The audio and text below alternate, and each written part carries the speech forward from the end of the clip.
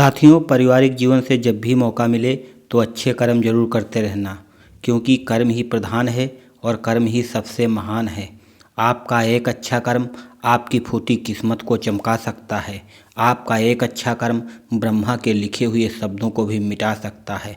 आज का video mean राशि वालों के लिए साप्ताहिक राशिफल 17 दिसंबर से 23 दिसंबर 2024।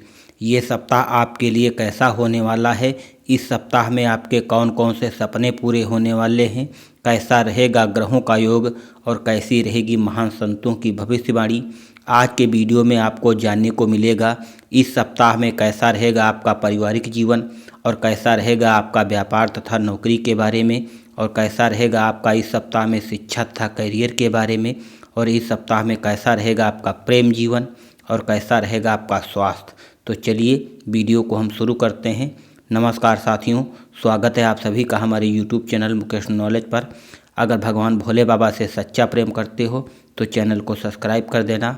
अगर माँ पार्वती जी से सच्चा प्रेम करते हो तो वीडियो को लाइक करके कमेंट बॉक्स में जय भोलेनाथ या जय माँ पार्वती जरूर लिख देना। चलिए साथियों, वीडियो को हम शुरू करते हैं। तो आइए सबसे पहले आपको बता दें पारिवारिक जीवन के बारे में, ये सप्ताह में आपका कैसा रहने वाला है। मीन राशि वालों के लिए पारिवारिक जीवन की बात करें तो आपके परिवार में कहा-सुनी, मनमुटाव या अनबन की स्थिति देखने को मिल सकती है। ये क्यों बन रही है, ये वीडियो के लास्ट में हम आपको बताने वाला हूँ। पहले भाव में राहु महाराज बैठे हैं और 7वें भाव में केतु महाराज बैठे हैं, और तीसरे भाव में आपके राशि के मालिक गुरु बृहस्पति विराजमान हैं, जिससे आपके परिवार के सदस्यों के साथ में अनबन की स्थिति कहा-सुनी हो सकती है। शनि महाराज द्वादश भाव में बैठे हैं, जिससे आपके परिवार के सदस्यों के जो लोग हैं वो आपको अहमियत नहीं देने वाले हैं। अगर आपके भाई बहन हैं तो इस सप्ताह में उनका सहयोग नहीं मिलने वाला है, और सप्ताह के अंत तक आपके परिवार में कुछ अनहोनी हो सकती है। इसलिए अपने परिवार को लेकर के थोड़ा सचेत रहें, सावधान रहें और अपनी वाणी पर अपना नियंत्रण रखें। और जो भी कार्य करें, कार्य करने से पहले कई बार सोच लें, समझ लें, विचार कर लें, तभी वो कार्य करें, अन्यथा आपके परिवार के लिए नुकसानदायक सिद्ध हो सकता है। अब आपको बताने वाला हूँ व्यापार तथा नौकरी के बारे में, ये सप्ताह आपके लिए कैसा होने वाला है। अगर आप व्यापार करते हो, चाहे छोटा व्यापार करते हो या फिर बड़ा व्यापार करते हो, इस सप्ताह में शनि महाराज द्वादश भाव में विराजमान है और 7वें भाव में केतु विराजमान है। इससे आपका व्यापार लगभग सामान्य रहेगा। व्यापार में कुछ विशेष निवेश करने की ज़रूरत नहीं है, पूंजी आपकी फंस सकती है। इससे आपको सतर्क रहना है, थोड़ा होशियार रहना है। अपना ध्यानपूर्वक व्यापार करें, अन्यथा समस्याएं आपके व्यापार में हो सकती हैं। जो लोग विदेश में व्यापार किए हुए हैं या फिर अंतर्राष्ट्रीय व्यापार किए हुए हैं तो इस सप्ताह में निवेश करने से आपको बचने की ज़रूरत है। अगर बात करें नौकरी करने वालों के लिए, चाहे आप छोटी नौकरी कर रहे हो या फिर बड़ी नौकरी कर रहे हो, सरकारी नौकरी हो या फिर प्राइवेट नौकरी हो, नौकरी करने वालों के साथ में, अधिकारियों के साथ में अनबन की स्थिति देखने को मिलेगी।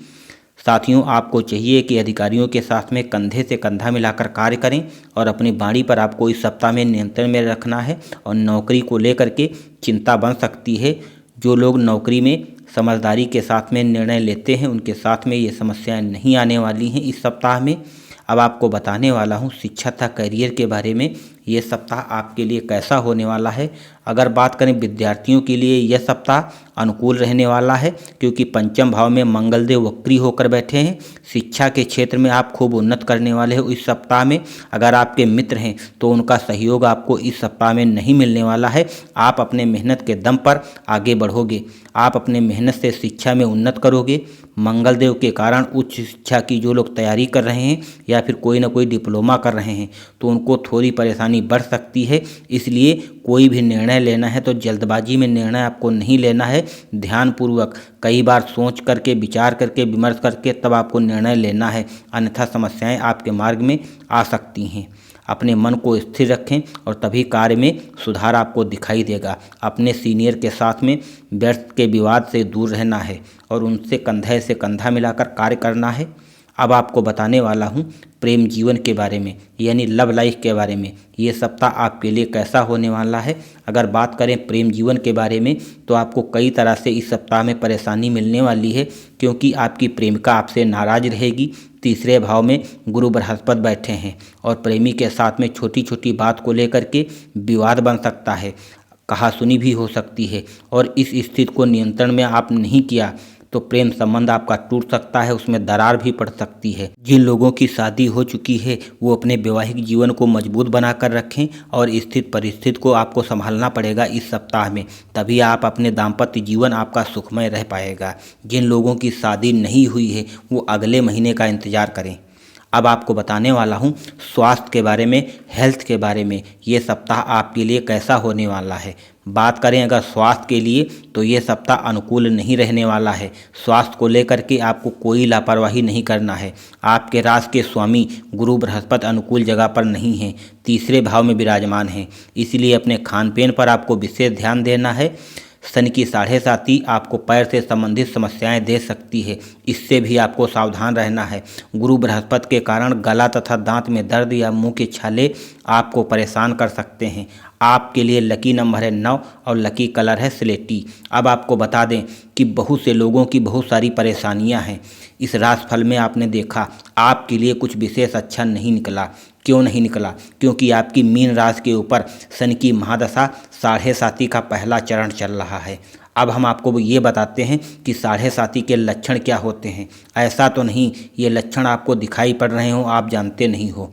नंबर 1, आपके परिवार में कहासुनी या मनमुटाव या कोई संपत्ति को लेकर के विवाद होना। नंबर 2, आपके मार्ग में बार बार बाधाएं उत्पन्न हो जाना। नंबर 3, आपके व्यापार में बार बार घाटा होना। नंबर 4, आपके परिवार के ऊपर बेशुमार कर्जा होना।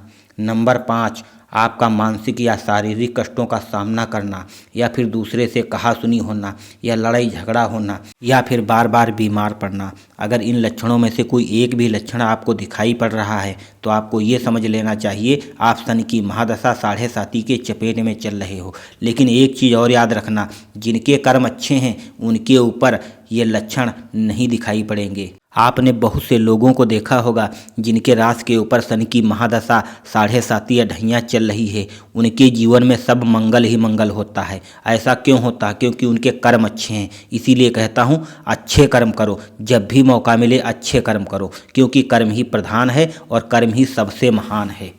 अब आपको बताने वाला हूँ शनि की महादशा 7.5 से बचने का उपाय। अगर आप ये उपाय कर लेते हो तो आपके जीवन में सब मंगल ही मंगल होगा। चाहे जितनी भी कठिन परिस्थितियाँ आपके ऊपर चल रही हों वो सारी समस्याएं समाप्त हो जाएंगी मात्र एक उपाय से।